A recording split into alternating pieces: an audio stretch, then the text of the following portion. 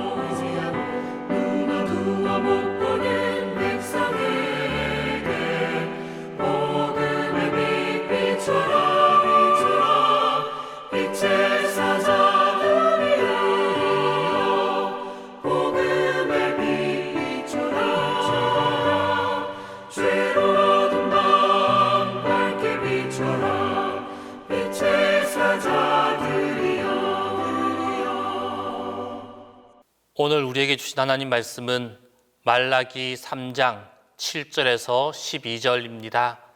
구약 성경 말라기 3장 7절에서 12절입니다. 다 함께 봉독하겠습니다. 만군의 여호와가 이르노라. 너희 조상들의 날로부터 너희가 나의 규례를 떠나 지키지 아니하였도다. 그런즉 내게로 돌아오라. 그리하면 나도 너희에게로 돌아가리라 하였더니 너희가 이르기를 우리가 어떻게 하여야 돌아가리까 하는도다. 사람이 어찌 하나님의 것을 도둑질하겠느냐. 그러나 너희는 나의 것을 도둑질하고도 말하기를 우리가 어떻게 주의 것을 도둑질하였나이까 하는도다. 이는 곧 11조와 봉헌물이라. 너희 곧 온 나라가 나의 것을 도둑질하였으므로 너희가 저주를 받았느니라. 만군의 여호와가 이르노라. 너희의 온전한 11조를 창고에 들여 나의 집에 양식 있게 하고 그것으로 나를 시험하여 내가 하늘 문을 열고 너희에게 복을 쌓을 곳이 없도록 붙지 아니하나 보라. 만군의 여호와가 이르노라.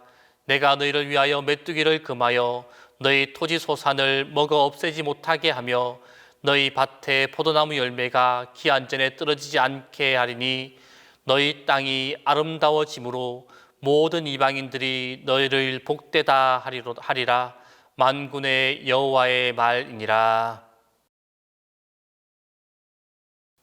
이 시간 우리가 읽어보았던 오늘 본문의 말씀을 살펴보면 먼저 7절 상반절에서 하나님께서 선민인 그들의 조상 때부터 하나님의 규례를 떠나 지키지 아니하였음을 지적하고 있습니다. 그리고 다시 돌아올 것을 그들에게 촉구하고 있습니다. 이런 하나님이 촉구하시자 7절 하반절에서 백성들이 우리가 어떻게 해야 돌아가리까 라고 반문하고 있습니다. 이는 자신들이 하나님의 규례를 떠났다는 그 하나님의 지적을 인정하는 것이 아니며 회개의 필요성조차 깨닫지 못하고 있음을 시사하고 있는 반문의 질문입니다. 그래서 하나님께서는 8절과 9절 말씀을 통해서 선민이 하나님의 규례를 위반하고 있음을 구체적으로 밝히지 않을 수가 없었습니다. 그래야 하나님은 선민의 만성적 규례 위반의 대표인 사례로 11조와 헌물 규례 위반을 말씀하고 있습니다. 그리고 이어서 10절로 12절 말씀에서 그들이 하나님께 돌아오는 방법으로 온전한 11조를 바칠 것을 촉구하고 있습니다. 이들이 하나님의 명령에 순종하여서 하나님께로 돌이킬 경우에 그들에게 임한 저주를 거두시고 땅이 아름다워지도록 축복해 주실 것이다 라고 말씀하고 있습니다. 이처럼 선민 백성들의 돌이킴과 축복을 말씀하고 있는 오늘 본 말씀 가운데 10절 말씀에 보면은 만군의 여호와가 이르노라. 너희의 온전한 11조를 창고에 들여 나의 집에 양식이 있게 하고 그것으로 나를 시험하여 내가 하늘 문을 열고 너희에게 복을 쌓을 곳이 없도록 붙지 아니하나 보라 라고 말씀하고 있습니다. 이 10절 말씀에서 하나님께서는 이스라엘 백성들에게 온전한 11조를 요구하고 계십니다. 하나님께서 이스라엘 백성들에게 많은 재물을 요구하신 것이 아니라 온전한 11조를 요구하고 있음을 우리는 주의 깊게 보아야만 합니다. 하나님께서 11조를 요구하고 계시는 것은 그것이 하나님이 정한 규례이기 때문입니다. 하나님은 이스라엘 백성들이 하나님께서 정하신 그 규례에 순종하며 나아갈 것을 요구하고 계신 것입니다. 특별히 하나님께서는 이스라엘 백성들에게 요구하시는 것, 그것이 바로 온전한 11조입니다. 즉 그들에게 온전함을 요구하고 계십니다. 이를 달리 말하면 하나님의 말씀에 온전히 순종하고자 하는 마음, 그 마음을 이스라엘 백성들에게 요구하고 계신다라고 말할 수가 있습니다. 이 하나님께서 자기 백성들에게 요구하고 계시는 것, 그것은 재물이 아니라 그들의 온전한 마음입니다.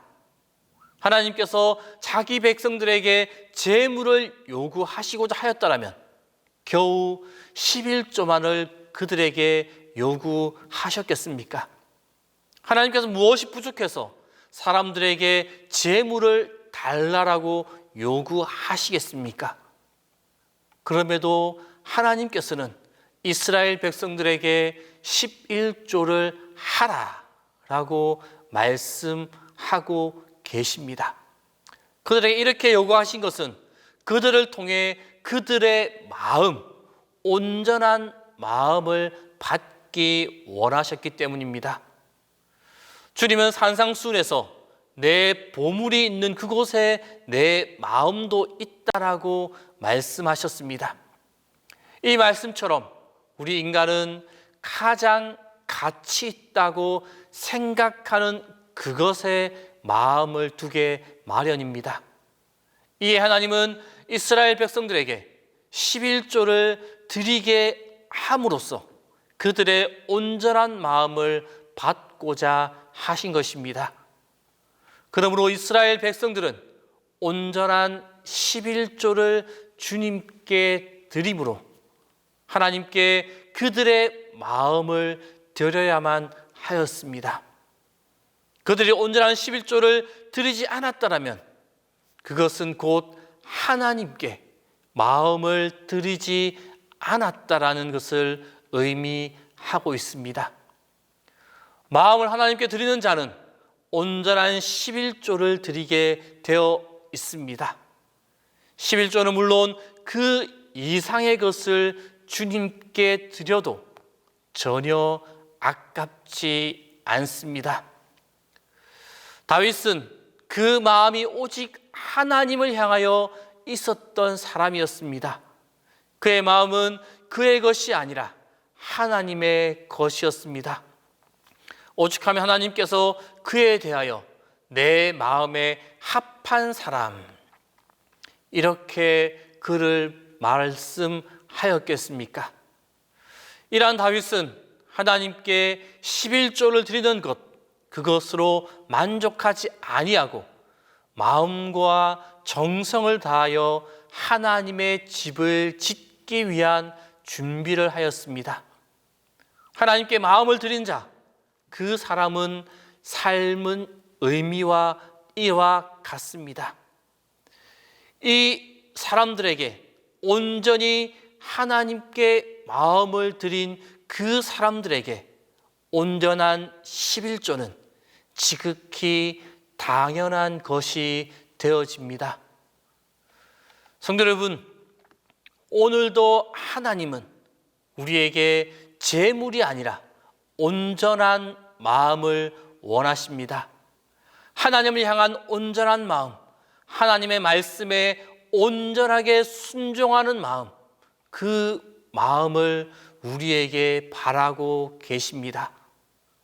우리가 아무리 많은 예물을 하나님께 드린다 하더라도 그 우리의 마음이 하나님 앞에 온전하지 못하다라고 하면 하나님은 그 예물을 기뻐하시지 않는다는 것입니다. 하나님께서 아벨의 제사는 받으시고 가인의 제사를 받지 않으셨습니다. 그것은 바로 드린 제물의 문제가 있었어가 아니라 그의 제물에 온전한 마음이 실려 있지 않았기 때문입니다. 그런데 우리 모두는 하나님께 무엇을 드리든지 먼저 온전함으로 드릴 수 있어야만 합니다. 곧 온전한 마음을 드리기에 힘쓰며 노력해야만 합니다. 순전한 마음, 하나님의 말씀에 온전히 순종하는 마음, 하나님을 온전히 사랑하는 마음, 그 마음을 주님께 드림으로 하나님의 은혜와 하나님의 축복을 차고 넘치게 받는 성도들이 다 될 수 있기를 바랍니다. 기도하겠습니다. 오늘 이 시간 기도하실 때 먼저는 오늘의 말씀을 기억하면서 주님께 언제나 온전한 마음을 드리는 우리 모두가 될 수 있게 해달라고, 주님의 그 마음, 주님을 사랑하는 그 온전한 마음을 주님께 드리는 우리 모두가 되게 해달라고 기도하겠습니다. 그리고 두 번째로 우리의 삶의 자리에서 주님께서 찾아와 주셔서 주님이 함께 하시는 우리의 삶이 되게 해달라고, 우리의 삶의 자리가 되게 해달라고 기도하겠습니다. 그리고 마지막 세 번째로 세계 각국에 흩어져서 선교하고 있는 그 선교사님들의 사역 가운데 주님의 도우심이, 주님의 인도하심이, 주님의 치유하심이 가득하게 해달라고, 이 세 가지의 기도점을 가지고 이 시간 함께 기도하겠습니다. 언제나 우리에게 은혜를 주시기를 원하시는 주님, 우리의 마음을 인도하여 주옵소서. 오직 주님께만 우리의 마음을 드리는 자가 되게 하여 주옵소서. 다른 것에 마음이 빼앗기지 않게 하여 주옵소서.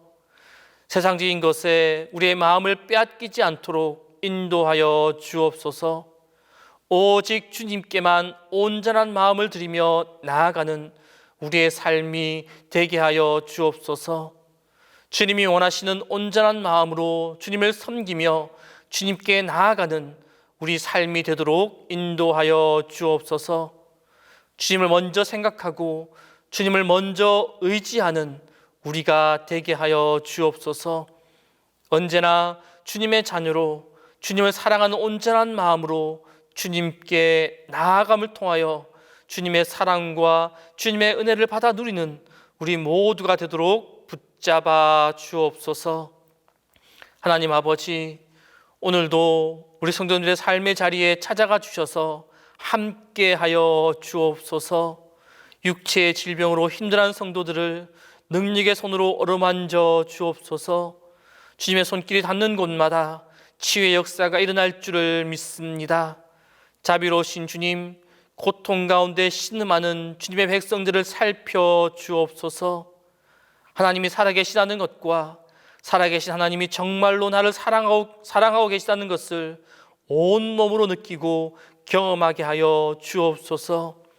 지혜의 근원이신 하나님, 경제적 위기에 처한 성도들, 각종 삶의 위기를 겪고 있는 성도들, 학업 중에 있는 성도들, 진로를 고민하는 성도들에게 하늘의 지혜와 분별력을 공급하여 주옵소서. 지금 내가 처한 자리에서 무엇을 하며 어떻게 살아야 할지를 가르쳐 주시고 깨닫게 하여 주옵소서. 하나님 아버지, 온 세상을 품며 하나님께 헌신하는 선교사님들을 위하여 기도합니다. 복음 전파를 위해 편안함과 익숙함을 포기한 이들입니다. 축복하여 주시고 그들의 헌신과 수고를 기억하여 주옵소서. 어려운 환경에서 복음을 전하기 위해 노력하며 나아갈 때 외롭지 않게 하여 주시고 실망하지 않게 하여 주옵소서. 지금 당장 눈에 보이는 열매가 없을지라도 지쳐 포기하지 않도록 그 마음을 붙들어 주옵소서. 선교를 방해하는 영을 물리쳐 주시고 복음을 들은 현지인들의 마음이 활짝 열려서 오직 예수 그리스도만이 길이요 진리요 생명임을 고백하는 구원의 역사가 일어나게 하여 주옵소서.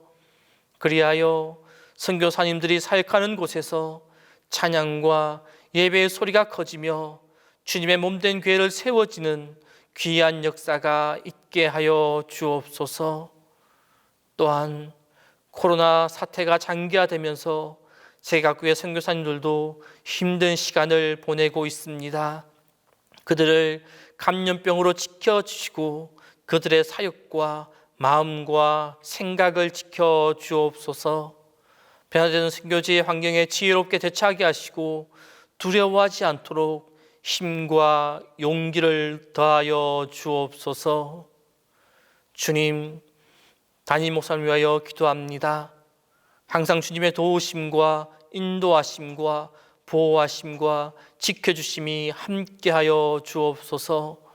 매 순간 영육간의 강건함을 허락하여 주옵소서. 주님이 주시는 충만한 지혜와 건강함으로 동신교회를 이끌어가는 데 부족함이 없도록 인도하여 주옵소서. 우리의 힘이 되시는 주님, 우리가 이 시간 주님 앞에 나온 것은 주님을 의지하며 주님을 바라보기 때문입니다. 또한 우리가 주님의 이름을 부르는 것은 주님께서 우리의 목자가 되시어 우리의 그 모든 부르짖음에 응답하시고 바른 길로 인도해 주실 것을 믿고 나아가기 때문입니다. 하나님, 오늘 이 시간 우리의 부르짖는 그 모든 간구와 기도를 들어주시고 우리의 외침에 귀를 기울여 주옵소서. 이제는 주님께서 가르쳐 주신 기도를 다 함께 하오니 하늘에 계신 우리 아버지, 아버지의 이름을 거룩하게 하시며 아버지의 나라가 오게 하시며 아버지의 뜻이 하늘에서와 같이 땅에서도 이루어지게 하소서. 오늘 우리에게 일용할 양식을 주시고 우리가 우리에게 잘못한 사람을 용서해 준 것 같이 우리 죄를 용서하여 주시고 우리를 시험에 빠지지 않게 하시고 악에서 구하소서. 나라와 권능과 영광이 영원히 아버지의 것입니다.